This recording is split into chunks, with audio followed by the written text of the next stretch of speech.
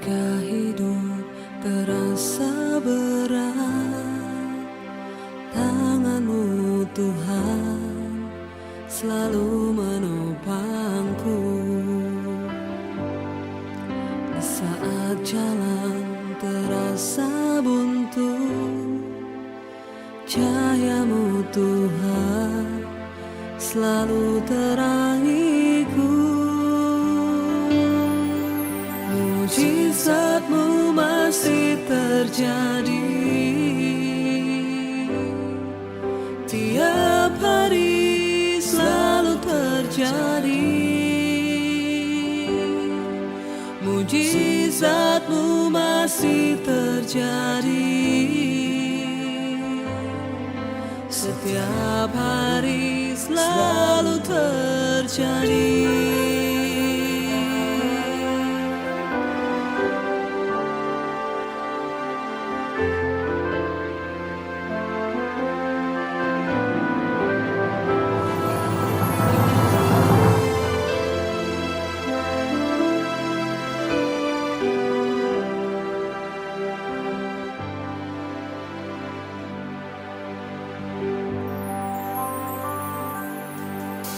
Ketika hidup terasa berat, tangan-Mu Tuhan selalu menopangku.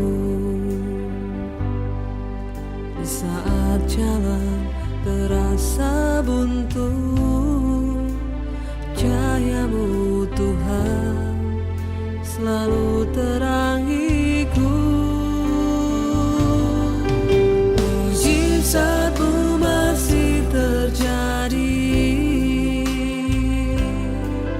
tiap hari, selalu terjadi. Mujizat-Mu masih terjadi setiap hari, selalu terjadi.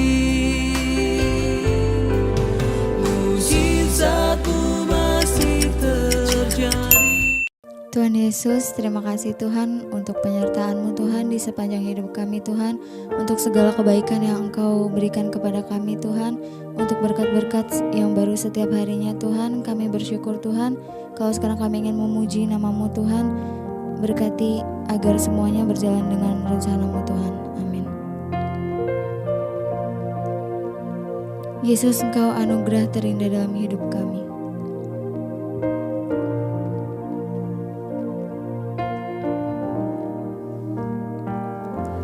Yesus, Kau anugerah terindah dalam hidupku. Kau sungguh berarti di setiap jalanku, dan anugerah-Mu selalu mempesonaku. Yesus, Kau terbaik. Yesus, Kau termanis di dalam hidupku. Yesus, Kau anugerah terindah dalam hidupku. Kau sungguh berarti di setiap jalanku. Anugerah-Mu selalu mempesonaku. Yesus, Kau terbaik. Yesus, Kau termanis di dalam hidupku. Yesus, Kau anugerah terindah dalam hidupku. Kau sungguh berarti di setiap jalanku. Selalu mempesonaku. Yesus, Kau terbaik. Yesus, Kau termanis di dalam hidupku. Yesus, Kau anugerah terindah dalam hidupku.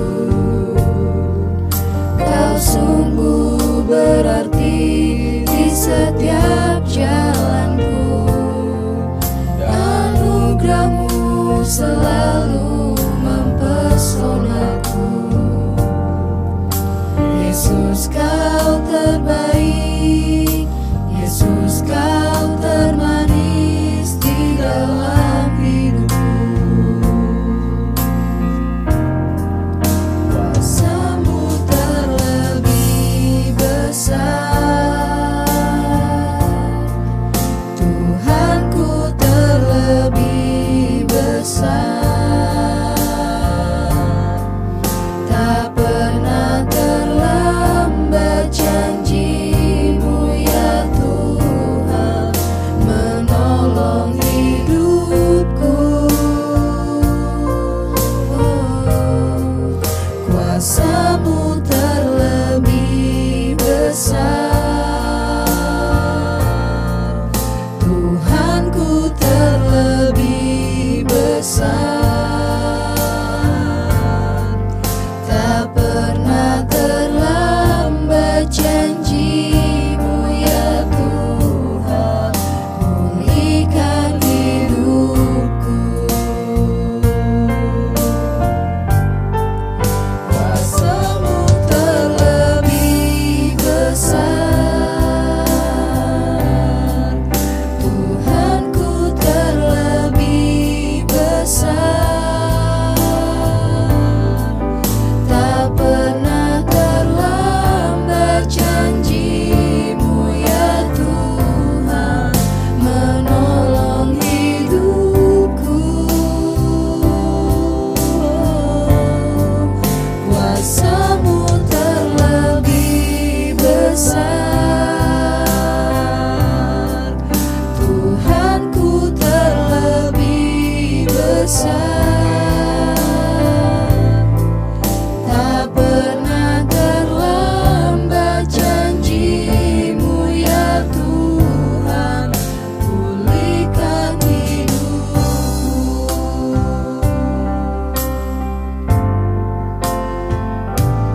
Penolongku hanyalah diri-Mu, penghiburku hanya Engkau Bapa-Ku, selalu menyertai hidupku. Kau Bapa-Ku yang setia. Penolongku hanyalah diri-Mu, penghiburku hanya Engkau Bapa-Ku, selalu menyertai hidupku. Kau Bapa-Ku yang setia.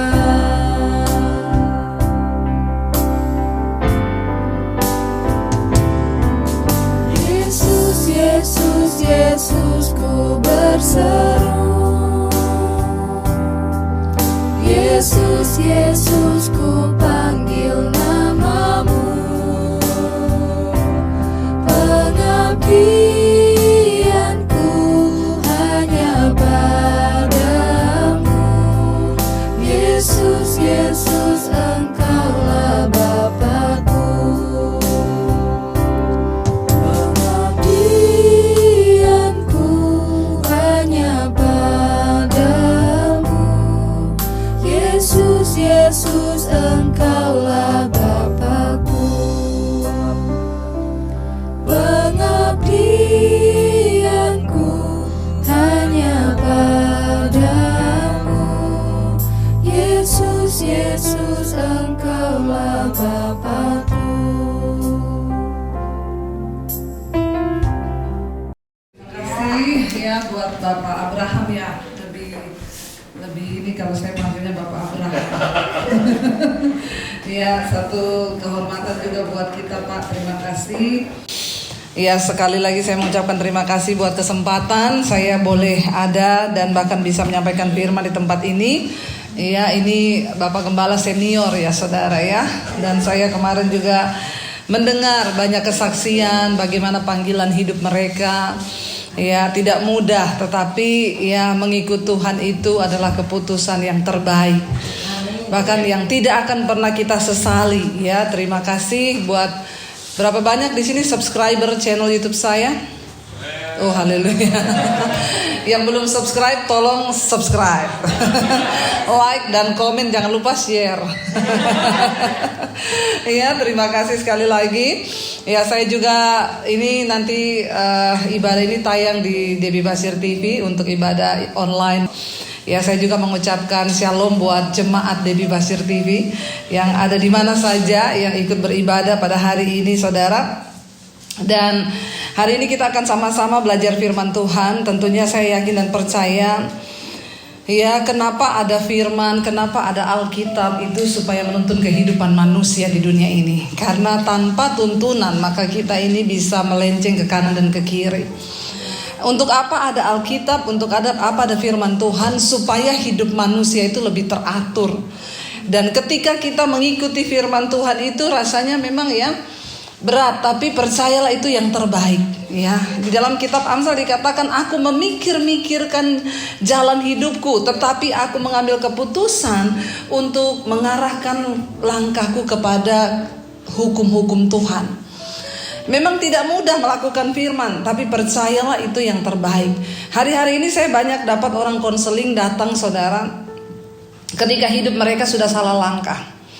Kenapa selalu dalam firman-firman yang saya katakan dan selalu saya sampaikan, ya saya rindu supaya orang Kristen itu tidak salah langkah. Ya, saya kalau ngupload foto bersama dengan suami saya selalu ya saya tulis after wed, ya, karena banyak yang pre-wed itu luar biasa. Mesra, ya, satu di atas tebing, satu di bawah tebing, wah gandeng-gandengan, ada ombak menerpa, ya. Tadi kita lewat di sepanjang jalan banyak pernikahan di sini ya, nikah di jalan-jalan ya, saudara di sini ya, enak loh ya, murah meriah ya. Bisa dipikirkan itu, mungkin besok anak saya nikah di sini aja di jalan, tengah jalan. Ya, tapi ya saya percaya. Ya itulah saudara, ketika orang tidak berjalan sesuai dengan firman Tuhan. Hari-hari ini saya banyak melayani kasus konseling orang yang datang itu sudah terlanjur. Ya, tetapi kalau sudah terlanjur kan kita sebagai anak Tuhan nggak ada kata terlanjur. Tetapi banyak orang itu kan maunya yang instan. Bu, kalau suami saya lihat ibu foto sama suami mesra, enak. Ibu dapat suami takut Tuhan. Saya ini loh, Bu. Saya bilang dulu yang suruh nikah siapa? Nikah sendiri. Giliran sudah jadi begitu datang sama saya. Ujung-ujungnya tanyanya apa? Bu, boleh cerai nggak? Ya, boleh cerai nggak? Saya bilang nggak boleh, ya. Kenapa ada firman Tuhan? Ya, supaya kita ini berjalan sesuai dengan arahan tuntunan firman agar hidup kita ini berbahagia. Sudahlah saudara, percaya saja hanya firman Tuhan yang bisa bikin hidup kita bahagia. Katakan amin. Saudara gak katakan amin? Ya, saya tetap amin. Percayalah di dalam segala hal. Kenapa firman Tuhan itu berkata kita ini harus mengikuti firman?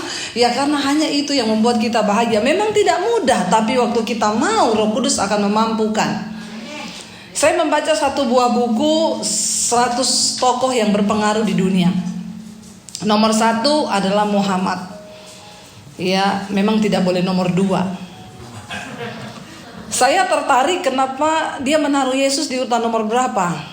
Ternyata Yesus ada di urutan nomor 2. Lalu penulis buku itu berkata, saya menaruh Yesus pada urutan nomor 2 itu bukan karena pengikutnya sedikit.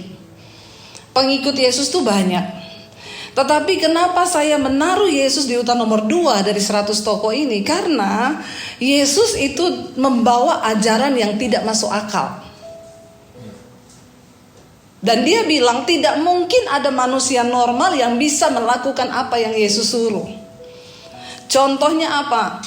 Masa Yesus berkata, kalau ada orang menganiaya kamu, kalau ada orang memfitnah kamu, ada orang merugikan kamu, doakan orang itu dan mintalah berkat.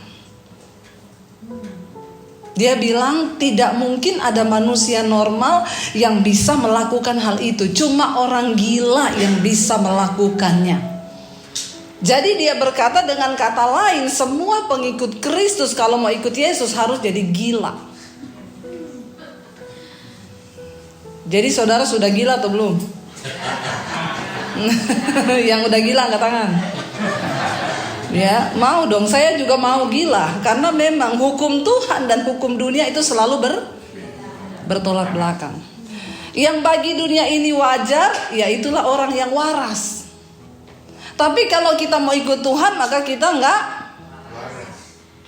Berarti jemaat Bapak gila semua loh Pak. Puji Tuhan. Lalu dia berkata alasan kedua kenapa dia menulis Yesus ada di nomor 2. Karena dia bilang dia yakin tidak ada satu orang pun yang bisa melakukan apa yang Yesus katakan. Tidak ada satu manusia normal pun yang bisa lakukan apa yang Yesus katakan. Dengan kata lain, semua orang yang mengikuti Yesus itu harus abnormal. Saudara, kita gampang gak kalau disuruh mengampuni orang yang menyakiti kita itu mudah atau susah? Berapa banyak yang sudah berhasil mempraktikkan? Banyak orang gila di sini. Ya, termasuk saya. Alkitab berkata, apa yang tidak mungkin dilakukan oleh manusia karena keterbatasannya sebagai manusia, itu akan dilakukan oleh Allah dalam dirimu. Karena itu kita bisa berkata, kemampuanku, kesanggupanku bukan pekerjaanku, tetapi pekerjaan Allah di dalamku. Sebagai orang percaya yang mengaku Yesus Tuhan, ketika kita tidak mampu melakukan, datang di kaki Tuhan. Banyak orang datang kepada saya hari-hari ini, Bu, saya terikat dengan persinahan, saya selingkuh, Bu, saya gak bisa keluar, Bu. Saya bilang bisa. Kalau engkau mau sungguh-sungguh datang di kaki Tuhan, duduk berlutut minta kekuatan dari Tuhan. Amin saudara. Maka Roh Kudus yang ada di dalam dirimu itu, pernahkah kita menyadari bahwa Alkitab berkata roh yang ada dalam dirimu itu lebih besar dari segala roh yang ada dalam dunia ini. Dia Tuhan sanggup melakukan segala perkara. Saudara, hati-hati dengan segala bentuk kenyamanan, zona nyaman. Saya lihat orang-orang yang ada hidup di sini itu bahaya saudara. Ketika kita sudah ada di zona nyaman, kita merasa nggak ada masalah lagi, nggak ada hidup itu statis ya. Orang tuh kalau hidup di sini, maaf loh, saya lihat orang-orang, saya memantau hari-hari ini orang hidup di sini ini monoton ya. Ngaku nggak? Ya monoton ya hidupnya ya. Pokoknya pagi kerja sampai sore, nanti pulang malam, begitu terus lagi. Memang saya baru ngomong ke suami, bener Indonesia itu dikatakan negara berflower. Ya. Dan ada satu yang sangat berbahaya bagi orang-orang yang hidup ya monoton. Tanpa saudara sadari, saudara itu nyaman dalam satu situasi, rasanya nggak ada gebrakan lagi, nggak ada tantangan lagi. Nggak ada. Nih kameranya kok kayak selebriti ya. Dari Trans TV, Metro TV, Indosiar ya. Banyak sekali, sudah kayak konferensi pers ini. Ya. Jadi saudara, ketika kita nggak sadar, kita terjebak dalam satu rutinitas sangat-sangat berbahaya. Apalagi kalau itu terjadi di level iman. Bahaya loh. Ya, bahkan ketika seseorang mulai terjebak dalam kenyamanan, tanpa kita sadari, kita sudah mulai hidup di dalam perbudakan. Loh, kita tanpa sadari loh, kita ini mulai diperbudak akan sesuatu yang kita harus seperti itu. Saudara, ya saya ini kemarin tuh banyak merenung melihat kehidupan di sini nih. Ya, kita yang tinggal di sini wajib mulai bertanya apa yang kita cari sesungguhnya di hidup ini. Apa yang sedang kita cari? Sebuah kepuasan seperti apa yang sedang kita cari? Ya, mari kita sungguh-sungguh mencari Tuhan, mengarahkan diri kepada Tuhan. Ya, saya berdoa supaya kita semua hari-hari ini, ya, mari kita lebih banyak lagi fokus kepada Tuhan. Dan Tuhan itu Tuhan yang bergerak saudara. Dia terus bergerak. Kenapa kita harus percaya? Ya, saya percaya Tuhan itu bergerak dan terus bergerak. Nah, sangat berbahaya ketika kita punya Tuhan yang terus bergerak, lalu kita stuck di satu titik. Padahal Tuhan kita tuh udah bergerak jauh. Beberapa waktu lalu ketika sebelum pandemi terjadi, saya itu berdoa kepada Tuhan, mau akhir-akhir 2019 ya, pertengahan mau menuju ke akhir, saya berdoa Tuhan, bahwa saya di dalam pelayanan saya mau berada di tempat di mana Tuhan berada. Saya tahu Tuhan itu bergerak. Jangan biarkan aku terjebak dalam sebuah kenyamanan sehingga aku tuh merasa masih melayani Tuhan, ternyata saya sudah ketinggalan jauh dari pergerakan Tuhan. Dan ini sesuatu yang sangat berbahaya bagi iman, bagi kekristenan. Karena saya pernah mengalami, saudara, 10 tahun lalu ketika kami dipanggil Tuhan dari Solo menuju ke Jakarta, itu kita baru beli rumah baru di Solo. Tiba-tiba saya dapat panggilan Tuhan untuk meninggalkan kota Solo. Bagaimana dapat panggilan itu? Bukan saya tiba-tiba dengar ya gemuruh halilintar, enggak. Tiba-tiba saya merasa di hati saya itu ada sesuatu seperti perasaan sedih. Sehingga setiap hari saya nangis, saudara, nangis. Lalu saya itu mulai bertanya pada diri saya ini nangis kenapa ya? Suami saya enggak selingkuh, saya juga enggak punya utang, tapi kok nangis-nangis sendiri tuh ada apa gitu ya. Tapi saya tahu, saya merasakan sesuatu yang dari Tuhan nih. Akhirnya saya ambil keputusan untuk doa puasa. Saya doa puasa, saya masuk ke satu tempat ya, di tempat biasa kita persekutuan, siang itu gak ada orang, saya doa di sana setiap jam 12. Saya berdoa masuk hadirat Tuhan, saya nangis terus, saya bilang Tuhan, aku tahu Engkau akan menyatakan sesuatu. Bicara kepada saya Tuhan, saya siap mendengar. Saya banjir air mata, nangis dalam hadirat. Tiba-tiba berapa hari setelah saya doa puasa, saya mulai mendengar Tuhan berbicara, aku akan membawa engkau keluar dari kota ini. Karena kamu itu tidak melakukan apa-apa bagiku. Saya bilang Tuhan, saya pelayanan siang malam loh. Tiap hari Minggu saya pelayanan, dari Senin sampai Senin, di perusahaan-perusahaan. Minggu dia dari gereja ke gereja saya khotbah. Tuhan bilang kamu pengangguran bagiku. Saya kaget, saudara. Saya nangis, lalu saya bilang, apa yang engkau mau Tuhan? Aku akan membawa engkau pergi dari kota ini. Saya bilang Tuhan, banyak berkecamuk di otak saya. Pertama, anak saya udah sekolah 3-3. Yang paling kecil tuh baru masuk TK. Kedua, di rekening saya tuh gak ada duit. Kalau rekening saya ada uang 5M ya, saya langsung bilang, oke Tuhan, siap, kemana engkau utus aku datang. Kalau ada uang 5M. Masalahnya gak ada uang. Ribet pikiran saya bagaimana nanti. Aduh Tuhan, saya bilang gini, dan saya baru beli rumah. Kalau Tuhan bawa kita pergi, sudah gak kepikiran otak saya ini bagaimana memikirkan untuk kita pindah, lalu rumah bagaimana. Saya waktu itu cuma ngomong gini, kenapa sih Tuhan tuh gak pernah lihat aku seneng dikit aja. Dulu saya dibawa keluar dari keluarga saya, baru lulus SMA, saya terima Yesus, diusir mau dibunuh sama papi saya. Ditanyain, kamu benar mau ikut Yesus? Iya. Gak mau balik lagi? Iya. Kalau kamu mau ikut Yesus, angkat kaki dari rumah ini, jangan anggap kamu punya keluarga. Jangan bawa ijazahmu, kata papi saya. Saya mau lihat Yesus kasih makan kamu pakai apa. Malah jadi gendut, saudara. Gak usah ketawa, biasa aja. Jadi saya itu sekarang lihat anak saya yang baru lulus SMA, saya kadang meneteskan air mata sendiri. Saya bilang sama suami saya, dulu aku seumuran dia loh, harus pergi meninggalkan keluarga.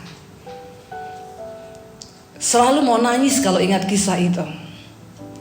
Tidak punya lagi kesempatan untuk memilih, dan semua orang bingung waktu itu. Mami saya juga bingung, kenapa saya bisa jadi begitu. Adik saya bilang, kamu itu loh, siapa kamu, bukan anak pendeta, kenapa kamu sampai bikin keluarga ini kacau balau gara-gara kamu menjadi Kristen. Mami saya bilang, tunggu mami mati dulu baru jadi Kristen. Tapi saya tidak tahu ketika Tuhan menjamah, itu yang Rasul Paulus bilang, tidak ada satupun bisa pisahkan kita dari kasih Kristus. Lalu akhirnya saya mulai berdoa ketika Tuhan panggil saya keluar dari Solo. Saya bilang, Tuhan, kalau memang kau pengen saya keluar dari Solo, pertama saya nggak tahu kemana Tuhan akan bawa. Yang kedua, Tuhan bicara sama suami saya, kasih tahu ke suami saya apa yang harus saya lakukan, dan memang ini benar tuh peneguhan. Satu kali saya nggak pernah ngomong ini ke suami, saya diemin karena saya harap saya cuma salah dengar. Lalu satu kali kita lagi duduk-duduk di rumah, sore-sore suami saya bilang gini, Say, kamu rasa gak sih kita ini pelayanan tapi stuck, gak ada apa-apa lagi yang kita rasakan. Saya kaget di situ, saudara. Terus saya bilang, terus maksudmu? Dia bilang, kayaknya Tuhan mau bawa kita keluar dari kota ini ya. Kamu rasa gak? Akhirnya saya cerita ke dia apa yang saya alami. Lalu kami mulai berdoa, Tuhan, kalau memang ini dari Tuhan, peneguhan sudah terjadi, kami suami istri itu sepakat. Ya, karena Tuhan itu kalau bicara gak mungkin cuma sama suami tok, gak mungkin juga sama istri tok. Ya, Tuhan itu tidak akan pernah menghancurkan sebuah hubungan rumah tangga, itu yang nomor dulu. Jadi saudara, engkau melayani Tuhan, kalau rumah tangga mau hancur percuma, bertobat dulu lagi aja, baptis ulang. Kalau sama saya rendam 15 menit supaya engkau buka mata langsung terima Bapa di sorga. Lebih baik tubuhnya binasa tapi jiwanya selamat. Mau ya dibaptis ulang? Pada amin semua ya. Iya, jadi percuma ya, itu nomor satu dulu. Kita melayani nomor satu beres itu keluarga, suami istri terutama. Nggak ada di sini yang berantem 2 hari 2 malam nggak omongan kan? Oh haleluya. Ya, berantem cukup 5 menit, setelah itu beres, amin. Ya, percuma engkau melayani kalau hubunganmu suami istri itu rusak, percuma. Mending jangan pelayanan dulu, benahi dulu yang di dalam. Nanti kita terjebak lebih jauh. Sekarang banyak orang hebat di mimbar, hebat di gereja, melayani kelihatan sibuk padahal hancur. Jangan menipu diri, saudara. Karena yang pertama tahu Tuhan, kedua setan. Malu sama setan. Ya, makanya setan bilang biarin aja, dia pelayanan di gereja, biarin aja. Yang penting rumah tangganya kacau. Di gereja kita bisa senang-senang, begitu pulang di rumah suami istri nggak ada hubungan, yang akrab anak-anak juga sendiri-sendiri. Ngapain, saudara? Ya, banyak orang hebat di gereja. Makanya Alkitab berkata, engkau percaya hanya ada satu Allah saja, itu bagus, tapi setan juga percaya. Dan setan gemetar kepada nama Allah. Jadi kalau level iman saudara cuma sampai dipercaya, berarti kita satu level sama siapa? Coba yang kenceng. Gak usah sambil melotot sama saya. Ya, jadi kalau engkau cuma punya iman percaya toh, maaf, level imanmu sama dengan setan. Kita percaya, setan juga percaya, kata Alkitab. Apa yang membedakan kita sama setan? Kita melakukan kehendak Allah. Setan tidak akan pernah mau melakukan kehendak Tuhan. Setan gak mungkin melakukan firman, tapi dia percaya ada Allah dan dia gemetar kepada nama Allah. Tapi dia tidak mungkin menuruti firman. Nah, bedanya kita dengan setan, kita menuruti firman. Setan tidak akan pernah. Jadi saudara, ketika saya akhirnya dibawa Tuhan, kami minta peneguhan demi peneguhan. Lalu akhirnya kami mulai berdoa, Tuhan, kalau memang ini keputusan-Mu, kami mau taat Tuhan. Lalu tanda demi tanda Tuhan genapi. Kita minta tanda yang susah digenapi, saudara. Dan akhirnya ketika kita harus meninggalkan kota Solo waktu itu, ya, suami saya masih bertahan karena dia punya penghasilan. Dia bilang, saya buat bayar cicilan rumah loh itu. Lah kalau kita pindah bagaimana cicilannya? Saya bilang, dengan iman dong. Suami saya bilang, kamu bisa percaya dengan iman, aku enggak sampai imanku. Karena dia kepala keluarga dan tidak dibohongi. Memang laki-laki itu, ya, survei membuktikan ini khotbah saya ini dipotong orang yang di bagian ini beredar di TikTok semua. Saya bilang, saudara, survei membuktikan ukuran otak laki-laki dengan ukuran otak tuh perempuan tuh beda. Ukuran otak laki-laki itu lebih kecil daripada perempuan. Tapi memorinya laki-laki full, karena laki-laki lebih pakai logika. Ya, cicilan rumahnya masih 3 tahun sudah dipikir dari sekarang. Itu memakan berapa giga itu kontrakan rumah. Ya di sini. Lalu ya anak sekolah, anak mau kuliah masih 5 tahun, dia udah mikir dari sekarang. Itu laki-laki, makanya juga survei membuktikan yang paling banyak kena stroke itu laki-laki daripada perempuan. Sebaliknya perempuan itu ukuran otaknya gede, tapi kosong, gak ada yang dipikir. Nah orang itu motong di bagian sini saudara, beredar di TikTok, saya diceletehin banyak wanita. Ibu itu ngawur ngomong ya, otak perempuan kosong. Ibu kali yang kosong, dia gak dengar yang bagian-bagian depan sampai belakangnya. Itu bahaya kalau orang cuma potong-potong separuh. Kenapa saudara? Perempuan itu gak terlalu banyak beban pikirannya, karena dia suka curhat. Dia mikir sebentar aja saudara. Dia kerja, cuci piring, masak, dia udah lupa itu. Dia jalan sebentar, cuci mata, padahal cuma cuci mata loh, gak beli, cuci tok loh. Ya, tapi dia sudah lupa. Dia keluar rumah sebentar waktu penat dengan suaminya, dia jalan keliling taman, udah belum kan? Bener gak ibu-ibu?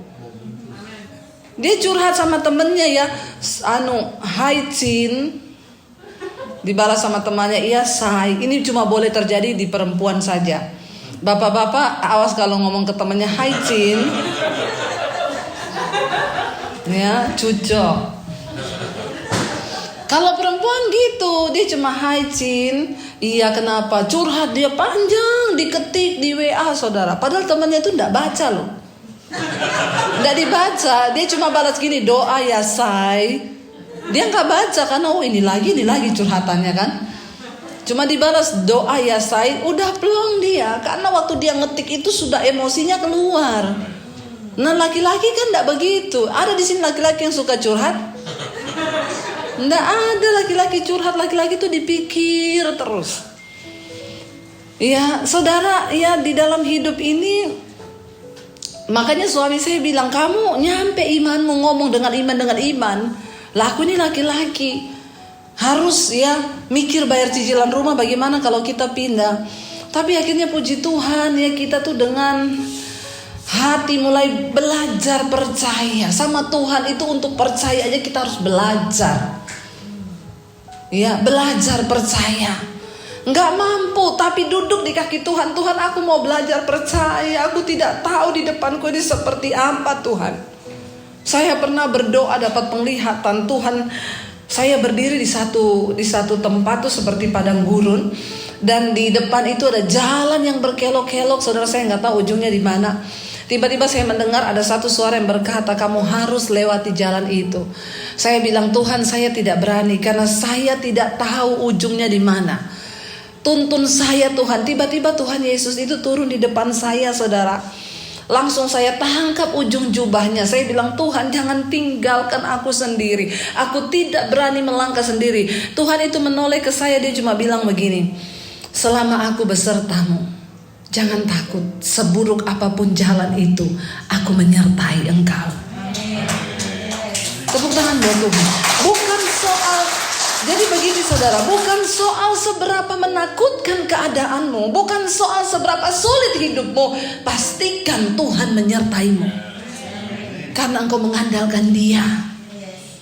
Tuhan masih bersanggup melakukan mujizat demi mujizat yang tidak pernah kita duga, yang tidak pernah kita sangka. Saudara percaya nggak? Saya ini akhir tahun, awal tahun lalu, tahun 2020 ketika masuk pandemi, kita sudah sampai di satu titik yang berkata begini, kita nggak tahu pandemi sampai kapan. Semua jadwal pelayanan cancel karena kami berdua full melayani Tuhan. Kita nggak tahu mau bagaimana. Sampai anak saya bilang, Mam aku kuliah tahun ini gimana? Wis nggak usah mikirin kuliah deh. Kita juga nggak tahu, mungkin sudah mau kiamat nih di depan ini. Ya, saya bilang sama anak saya, kuliah tidak menentukan surga dan neraka nak. Itu kata-kata pembelaan diri saya. Karena memang gak ada uang kita. Saya coba tanya kira-kira berapa? Ya kira-kira mami harus sediakan 70-100 juta untuk masuk kuliah. Saya bilang udah lupain dulu. Ini kita untuk bertahan hidup saja 2020 ini kita gak tahu seperti apa. Saudara bisa bayangkan semua jadwal cancel. Bahkan yang terburuk saya bilang ke suami saya, mungkin yang terburuk nih kita pikir yang terburuk. Mungkin kita akan jual rumah Jakarta dan kita akan pulang kembali ke Solo. Itu yang ada di benak saya. Dan saya cuma nangis di kaki Tuhan. Saya bilang, Tuhan, apapun yang terjadi, aku tetap percaya kepadamu. Sekalipun saya kehilangan rumah, saya cuma mau bilang, saya pernah melewati yang lebih buruk dari ini, gak punya apa-apa. Jadi saya tetap bersyukur Tuhan. Mungkin kami kehilangan rumah, tapi Engkau tetap Tuhan yang baik bagiku. Saya ngomong begitu. Siapa yang sangka saudara? Itu yang Tuhan bilang.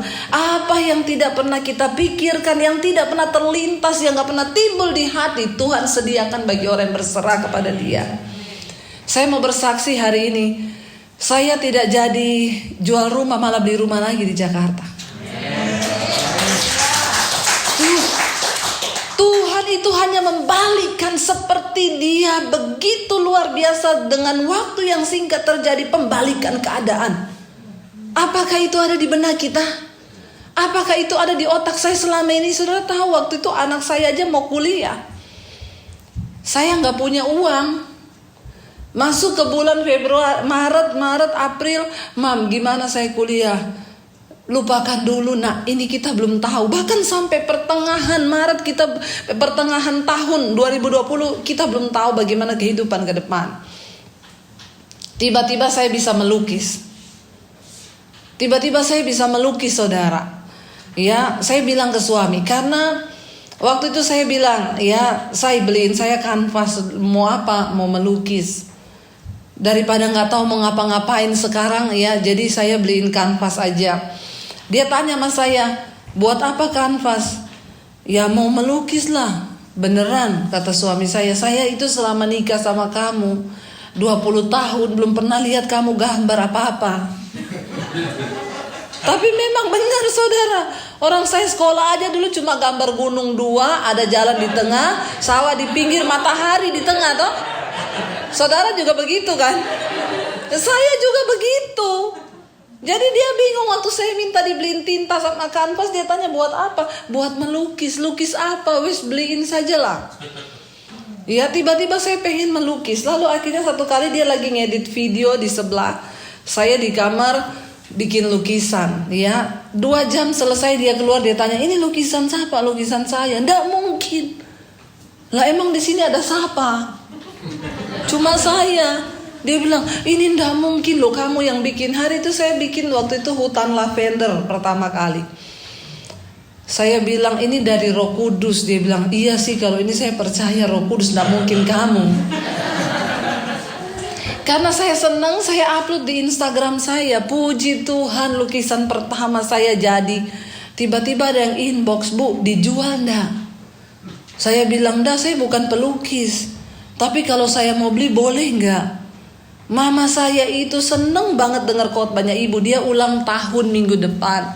Saya mau kasih hadiah lukisannya Bu Debbie, pasti dia seneng. Terus dijual nggak Bu? Ya sebenarnya sih enggak.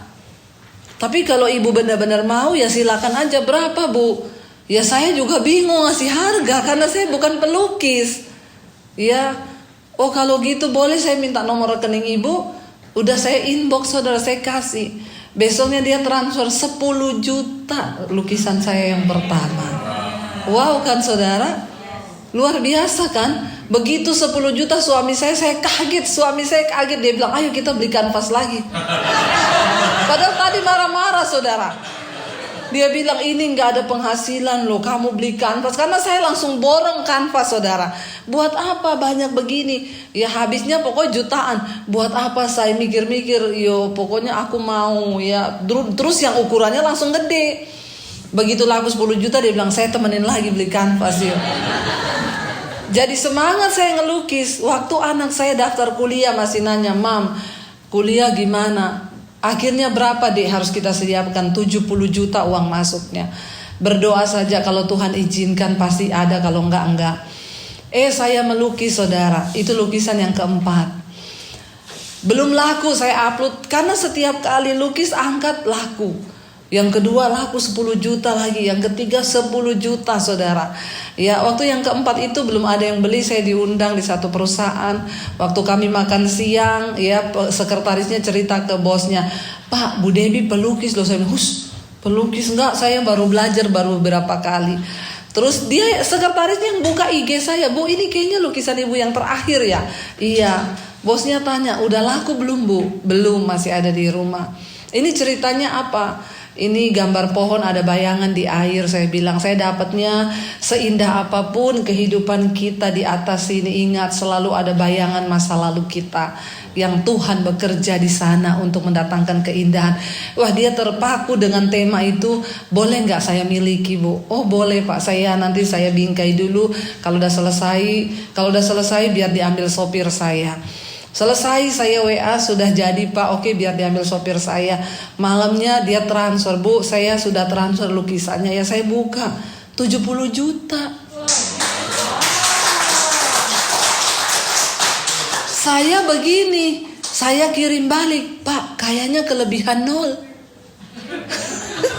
Karena saya nggak nyangka kan saudara, nggak ada di benak saya, siapa saya, lukisan saya laku 70 juta. Saya bilang, "Pak, kayaknya kelebihan 0 Pak." Daripada sudah saya pakai, terus dia bilang, "Bu, saya kelebihan waktu itu." Wah, malah gawat kan saudara. Jadi saya balas, "Kayaknya kelebihan Pak 0-nya." Dia bilang, "Enggak Ibu, bener itu yang Tuhan taruh di hati saya. Dan itu pas anak saya mau bayar kuliah 70 juta. Wow, Tuhan itu hidup saudara. Tepuk tangan lagi buat Tuhan Yesus. Ya, itu yang benar-benar Alkitab bilang, apa yang gak pernah kita pikir itu Tuhan sediakan bagi orang yang mengasihi Dia, yang terpanggil sesuai dengan rencana Tuhan. Makanya ayo kita semua mau menggenapi rencana Tuhan atas hidup kita. Hidup ini bukan cuma soal cari duit. Duit Tuhan bisa datangkan dengan cara yang begitu mudah. Bener gak? Apa yang gak pernah kita pikir? Saudara jangan batasi, ya itu kan karena Bu Debbie. Enggak. Mujizat Tuhan terjadi bagi setiap mereka yang mau percaya. Bukan cuma hamba Tuhan saudara. Saya sudah melihat banyak orang yang mengalami jalan pintu-pintu yang Tuhan bukakan. Setelah itu laku 70 juta, makin semangat saya. Ya, akhirnya melukis lagi, ada yang 75 juta, 50 juta, 25 juta, sampai hari ini sudah hampir 40 lukisan. Apa yang tidak pernah kita pikirkan? Ada satu lukisan saya bikin saudara, saya kurang seret dengan lukisan itu karena saya rasa warnanya kok terlalu bercampur baur. Saya tanya suami, dia bilang juga, "Iya, dari semua lukisan kamu ini yang paling jelek. Sudah mau saya hapus pakai tinta hitam." Anak saya naik ke atas, "Mam, ini lukisan Mami?" "Iya." "Dari semua lukisannya Mami, ini yang paling bagus." Loh, saya ngomong paling jelek, suami ngomong paling jelek, anak saya bilang ini paling bagus. Saya belajar dari situ saudara. Ternyata setiap orang itu punya cara pandang yang berbeda. Dari satu barang aja saya bilang paling jelek, anak saya bilang paling bagus. Terus saya bilang sama anak saya, "Baru Mami mau cat hitam, mau ganti lukisan lain, jangan Mam. Mami angkat aja di IG, kalau nggak ada yang beli buat aku, mau aku pasang di kamar." Kata anak saya, "Ya udah oke. Buat kamu aja." Saya angkat di IG, puji Tuhan lukisannya jadi. Saudara tahu 4 orang minta lukisan itu. Dari Batam, dari Manado, ya dari Kalimantan, ada 4 orang. Saya kaget. Saya bilang, "Udah laku, bisa gak bikinin yang sama Bu?" Jadi saya bikin lukisan itu 4 biji. Ya, dan saya pikir apa yang gak pernah kita pikirkan. Ya, Tuhan itu punya jalan yang aneh loh. Saya bilang sama suami saya, "Mulai sekarang kamu jangan pernah menilai lukisan saya." Karena dia bilang itu paling jelek, ternyata ada 4 orang loh. Baru kali itu lukisannya satu lukisan 4 orang yang pesan. Itu saudara, ya saya melihat Tuhan itu sangat-sangat luar biasa. Tapi memang kalau nggak mood melukis saya nggak bisa. Ini aja yang pesan udah banyak banget. Ya, belum bisa melukis. Apalagi saya 1 bulan ada di sini. Apa yang saya mau bilang hari ini, saudara? Yuk kita fokus pada Tuhan. Ya, saya mau tanya dulu, berapa banyak di sini yang mengaku dirinya prajurit? Prajuritnya Tuhan. Kita dipanggil bukan cuma jadi jemaat. Jangan berpuas dengan jadi jemaat orang Kristen biasa. Kita harus masuk ke level yang berikutnya, jadi prajuritnya Tuhan. Kalau kita mau jadi prajuritnya Tuhan, ada satu syaratnya. Yuk kita buka 2 Timotius pasal yang kedua ayat yang keempat. 2 Timotius pasal yang kedua ayat yang keempat, firman Tuhan berkata begini, ya. Seorang prajurit yang sedang berjuang tidak memusingkan dirinya dengan soal-soal penghidupannya, supaya dengan demikian ia berkenan kepada komandannya. Ya, seorang prajurit yang sedang berjuang, saudara, ya, dia tidak memusingkan, ya, hidupnya, tidak memusingkan dirinya dengan soal-soal penghidupannya, ya, supaya dengan demikian ia berkenan kepada komandannya. Enggak ada prajurit lagi dikirim, ya, kamu pergi, ya, misalnya tentara pergi ke Papua, ya, dia pergi ke Papua, lagi mau tembak musuh nih. Tiba-tiba teleponnya bunyi, istrinya ngomong, "Pak, beras habis." Ada prajurit begitu? Walaupun istrinya melahirkan, istrinya apa, udah gak peduli, dia udah gak bawa handphone. Jangankan mikir penghidupan, handphone dia udah gak bawa. Pokoknya waktu dia masuk ke tempat tugas, dia melupakan semua. Apa yang ada di belakang sudah dia masuk itu. Karena dengan berbuat demikian dia berkenan kepada komandannya. Maksudnya apa sih, Bu? Berarti kita ini gak usah mikir hidup, gak usah kerja mulai besok, pokoknya aku doa terus, ya, itu salah. Di hidup ini, saudara, mari kita mulai memilih, menetapkan sebuah fokus dalam hidup kita. Yang namanya masalah, persoalan itu pasti datang. Tapi percayalah, ketika engkau fokus kepada Tuhan, tidak fokus kepada dirimu terus, maka Tuhan itu sanggup bekerja lebih daripada yang engkau pikirkan dan engkau doakan. Kita kan semua percaya bahwa firman Tuhan itu gak pernah berbohong. Tapi kenapa ada banyak orang Kristen tidak mengalami firman? Loh, Tuhan kan janji katanya begini. Mungkin kita kurang percaya dan berserah dan berharap kepada Tuhan. Kenapa? Logika manusia itu seringkali membatasi firman Tuhan. Mari kita mulai belajar menundukkan diri kepada firman, percaya kepada firman. Saya tuh tidak pernah berdoa minta uang sama Tuhan, karena saya terlalu percaya Dia Tuhan yang tidak akan pernah meninggalkan saya. Proses yang begitu berat, proses yang begitu menampi saya, itulah yang membuat iman saya ini kuat sama Tuhan. Makanya saya paling gregetan lihat orang Kristen alay lebay. Di sini nggak ada, amin. Saya tuh lihat orang Kristen alay lebay itu, ya, Bu, pengen mati bunuh diri. Kenapa? Saya punya masalah keuangan, kayaknya Tuhan meninggalkan saya. Saya tanya, udah berapa lama hidup berkekurangan? 2 tahun, baru 2 tahun. Saya bertahun-tahun. Amin. Terus saya harus apa, Bu? Bangun iman, percaya sama Tuhan. Ya, hidup sungguh-sungguh, berusaha. Apa yang bisa engkau kerjakan, kerjakan dengan sekuat tenagamu. Tanya suami saya tuh sama suami pernah jadi tukang jualan jus di pinggir jalan loh. Sampai jam 12 malam kita jualan jus. Saya gak mau hidup meminta-minta. Saya juga tidak malu, waktu itu saya sudah hamba Tuhan. Seringkali ada jemaat yang datang, Bu Debbie sudah malam belum pulang, Bu. Iya, Bu, belum. Aku belajar menyerahkan hakku untuk mengenal kehendak Tuhan. Kita harus dipermalukan, harus direndahkan. Gak apa-apa kalau kita sudah sampai rendah, udah sama kayak keset tuh. Baru kita ini benar-benar bisa lulus. Kenapa, saudara? Waktu kita sudah rendah, gak ada lagi yang bisa rendahin kita. Orang saya sudah rendah kok, benar gak? Mari kita hidup dengan rendah hati, sebab Tuhan berjanji orang yang rendah hati itu akan ditinggikan. Tapi orang yang tinggi hati itu akan direndahkan. Yuk, saya bukan sekedar bicara, saya mengalami janji Tuhan di hidup saya. Tapi apakah cepat? Sampai di awal pandemi yang lalu saya masih bertanya loh, Tuhan, rasanya hidup saya ini menderita terus. Ikut Tuhan tuh menderita terus, tapi tidak apa-apa Tuhan, tidak apa-apa. Kalau Engkau melihat dagingku belum habis remuk, belum mati, remukkan saja Tuhan. Benar saudara. Tapi saya melihat orang-orang yang mau diproses Tuhan, mereka yang akan melihat kemuliaan Tuhan. Saya berdoa kalau saudara belum lulus proses, biar proses mereka Tuhan. Tidak ada yang amin. Mudah-mudahan Pak Abraham gak ngomong ini, salah undang pendeta kita. Besok gak usah minta lagi jadwalnya. Loh saudara, apa sih kebanggaan orang percaya?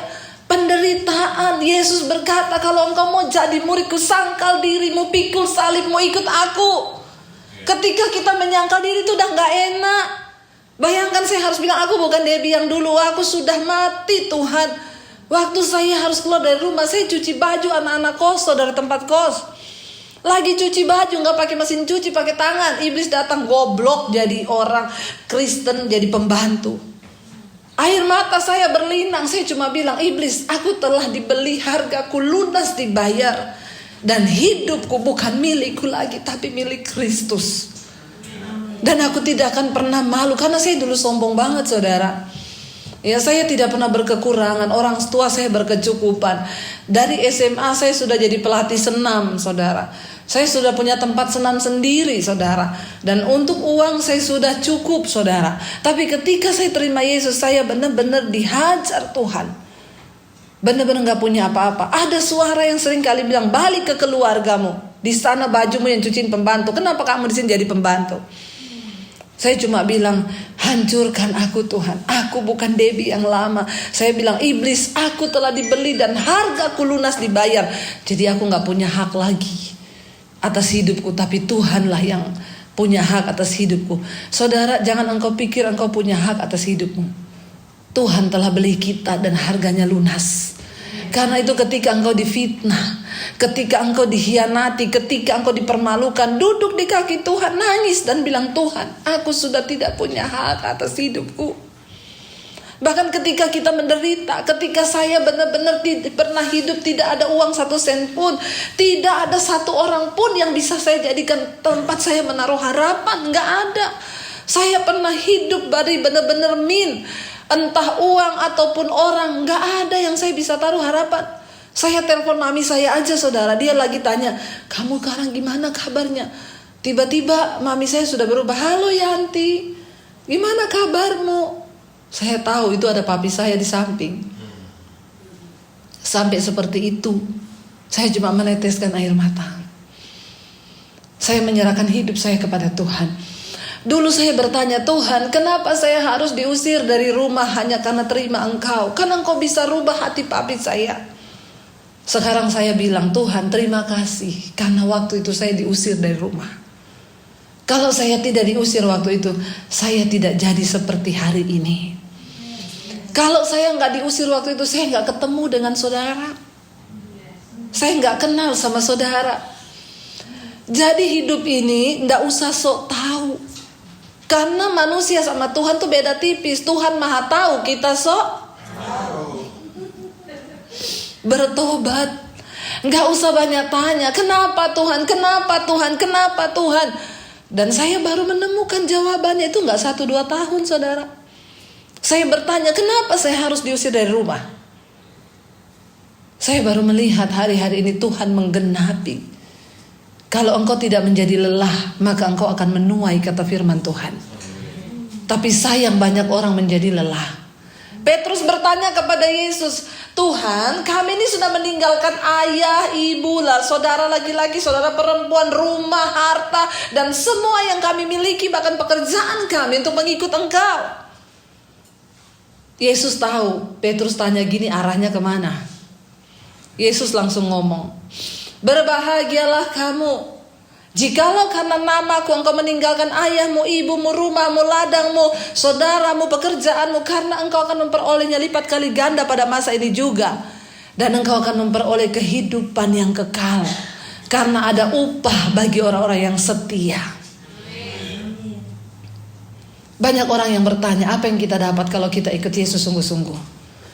Saudara, upah secara jasmani tidak perlu kita kejar, karena Tuhan yang tahu porsinya itu seberapa.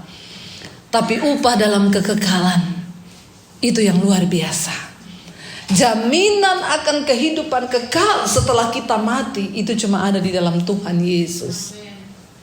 Sehingga orang percaya bisa berkata, bagiku hidup adalah Kristus, mati adalah sebuah keuntungan. Apalagi yang kita mau cari di dunia ini? Ya, kalau kita sudah menemukan tujuan dari iman percaya kita kepada Tuhan, saya yakin kita udah puas dengan apapun yang hari ini saudara kita hidupi di dunia ini. Saya selalu berkata, Tuhan, bagi saya mati itu untung. Kalau aku hidup bagi Kristus. Berbuah bagi Kristus. Saudara, saya mau bilang kepada saudara yang di tempat ini, ingat, bukan tugas gembala saudara untuk memberitakan Injil. Tugas setiap kita, dimanapun engkau berada, beritakan Injil. Ini yang mulai mati di dalam kekristenan. Tanpa kita sadari, gereja-gereja banyak yang tutup. Kenapa? Karena penginjilan berhenti. Orang Kristen sudah merasa nyaman dengan dirinya dan dia lupa untuk menginjil. Pernahkah engkau menyadari bahwa di sekelilingmu ada begitu banyak jiwa dan mereka sedang berjalan kepada kebinasaan? Pernahkah engkau sadari mungkin itu sahabatmu, mungkin itu temanmu, mungkin itu orang-orang yang kita nggak sangka, kita nggak tahu. Mari saudara, kita minta hati Tuhan. Ini panggilan kita, bukan cuma panggilan Pak Abraham dan istrinya sebagai gembala. Ini panggilan kita. Kenapa? Tuhan bilang tuaian itu menguning, siap untuk dituai. Kita sedang berpacu dengan waktu. Jangan engkau cuma fokus cari uang, kerja, cari uang, kerja, cari uang, kerja. Karena waktu engkau mati satu saat nanti, Tuhan gak tanya berapa tabunganmu. Dia gak tanya berapa rumah yang saudara miliki. Dia tanya berapa jiwa yang sudah engkau bawa dan engkau persembahkan bagi kerajaannya. Saya berdoa saudara supaya setiap kita hari-hari ini, ya, supaya kita mengerti, kita tahu panggilan kita. Terima kasih Pak, bahwa Tuhan panggil kita untuk sebuah tugas saudara. Dan hari-hari ini orang Kristen lupakan hal ini. Tapi saya mau ingatkan buat saudara, mari kita mulai melihat dan bertanya, Tuhan, engkau dipanggil bukan cuma untuk memikirkan kehidupanmu, tetapi ada sebuah kepentingan kerajaan Allah yang Tuhan mau kasih buat saudara. Biar kita mau masuk dalam hadirat Tuhan, saya minta biar suami saya saja yang main keyboard. Saudara, kita semua biar tutup mata dalam hadirat Tuhan. Kita mau datang pada Tuhan. Biar tim PPW-nya nggak usah, biar suami saya aja ya. Kita mau bilang pada Tuhan hari ini, saya pengen setiap kita hari ini datang dalam hadirat Tuhan. Mari kita berdiri bersama-sama. Tuhan, kita mau bilang pada Tuhan, Tuhan, kami tahu kami hidup bukan hanya untuk diri kami. Tuhan, selamatkan kami bukan cuma untuk memikirkan diri kami. Ampuni kalau kami sudah terlalu nyaman. Ampuni kalau kami melupakan ada sebuah tanggung jawab. Di sekeliling kami ada begitu banyak orang yang sedang berjalan menuju kebinasaan. Biar kami punya hati buat Tuhan. Engkau yang terus kuatkan kami bertahan di dalam hidup ini. Engkau Tuhan yang tidak pernah meninggalkan. Bahkan kami berdoa bukan secara kebetulan. Malam ini kami datang. Tuhan, ingatkan kami. Setidaknya kami menjadi pendoa-pendoa bagi keluarga kami yang belum mengenal Engkau. Bagi kota ini Bapa, bagi kota ini Tuhan. Tuhan, kami bersyafaat bagi kota ini Bapa. Ada begitu banyak penyimpangan yang ada di kota ini. Ada begitu banyak orang yang sedang diperbudak di atas kota ini. Kami berdoa, Tuhan jadikan kami pendoa-pendoa yang membawa api itu menyala di atas kota kami. Biar belas kasihan-Mu turun bagi kota ini Bapa. Tuhan, pakai hidup kami Yesus. Mari bawa hidup-Mu pada Tuhan saudara hari ini. Ini hidup kami Tuhan. Ini hidup kami Yesus. Terima kasih Kau yang selamatkan kami, Kau yang pilih kami Tuhan. Taruh hati-Mu di hati kami Tuhan. Berikan hati-Mu bagi kami. Jadikan kami sebagai wadah yang siap untuk menerima hati Tuhan. Karena Engkau Tuhan yang sedang mencari wadah-wadah yang siap itu, bejana-bejana yang siap itu, untuk Engkau letakkan hati-Mu, beban-Mu bagi kota kami, bagi bangsa kami, bahkan di mana kami berada, bagi keluarga kami. Ini hidup kami Tuhan. Ini hidup kami Yesus.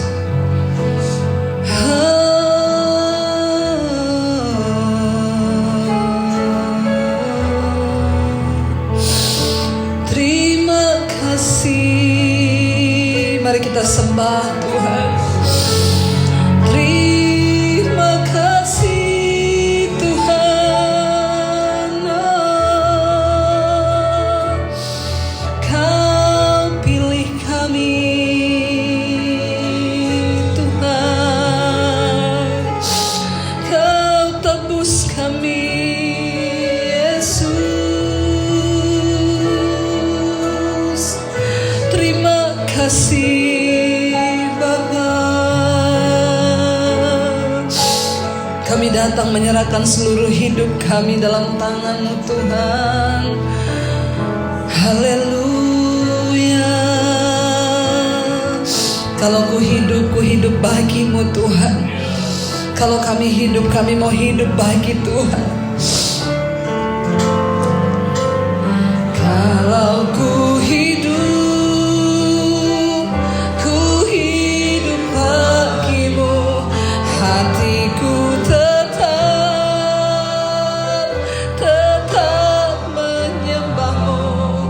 Dunia tak bisa menjauhkanku dari kasih-Mu. Selama ku hidup, ku hidup bagi-Mu. Mataku tetap memandang-Mu. Dunia tak bisa menjauhkanku dari kasih-Mu. Lebih lagi angkat tangan-Mu saudara, katakan pada Tuhan, kalau ku hidup, katakan kami mau hidup bagi-Mu Tuhan. Amin. Hati kami tetap menyembah-Mu. Amin. Dunia tak bisa menjauhkanku dari kasih-Mu. Selama ku hidup, kami mau hidup bagi-Mu Tuhan. Yes Lord. Mataku tetap memandang-Mu.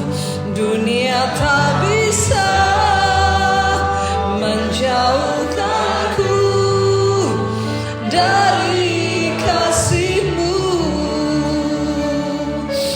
Biar kita datang pada Tuhan malam ini, katakan, Tuhan, kami mau belajar hidup bagi kehendak-Mu.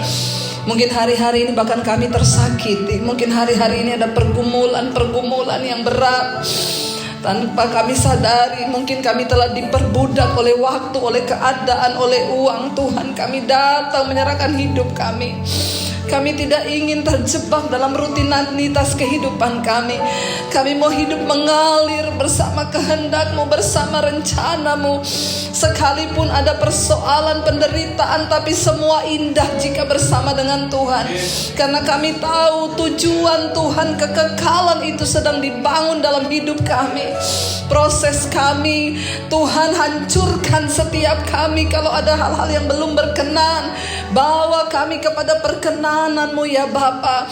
Kami berdoa, hamba berdoa, jadikan umat-Mu di tempat ini menjadi pendoa-pendoa bagi kota ini Bapa. Sehingga ada tuayan-tuayan yang akan dituai. Karena kehidupan kami membawa tujuan kekekalan, yaitu kerajaan Allah. Di tempat kami bekerja, di rumah, dimanapun kami berada, ada syafaat dari hidup kami Bapa. Terima kasih Tuhan. Berkati gereja-Mu di tempat ini, berkati hamba-Mu Tuhan, Pak Abraham, istri dan seluruh keluarganya.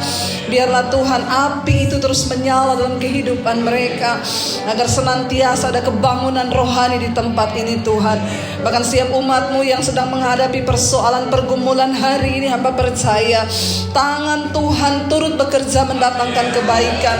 Jangan takut kata Tuhan, seburuk apapun keadaanmu, yakinkan aku bersama dengan engkau, aku beserta dengan engkau. Maka itu cukup menjadi jaminan bahwa Dia Tuhan yang melihat dan turut bekerja bagi kebaikan kita.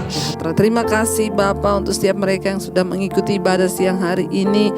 Biar kami mendapatkan sesuatu dari firman Tuhan, menjadi orang-orang yang layak menerima damai sejahtera Allah.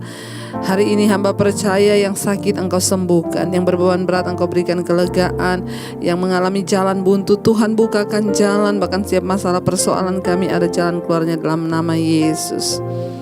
Terima kasih buat siang hari ini Bapa. Kami terus mengangkat tangan bagi bangsa kami Indonesia, memberkati pemerintahan bangsa ini Bapak Presiden Jokowi dan Ma'ruf Amin, dan juga semua para pejabat jajaran kabinet yang ada di atas bangsa ini. Mereka boleh takut akan Tuhan. Kami menyerahkan seluruh hidup kami dalam tangan Tuhan. Apapun persoalan kami hadapi, biar damai sejahtera memerintah di hati dan hidup kami. Mari kita buka hati dan tangan kita untuk menerima berkat Tuhan. Diberkatilah engkau dalam kehidupanmu, diberkati rumah tanggamu, diberkati pekerjaanmu, diberkati kesehatanmu, diberkati keuanganmu.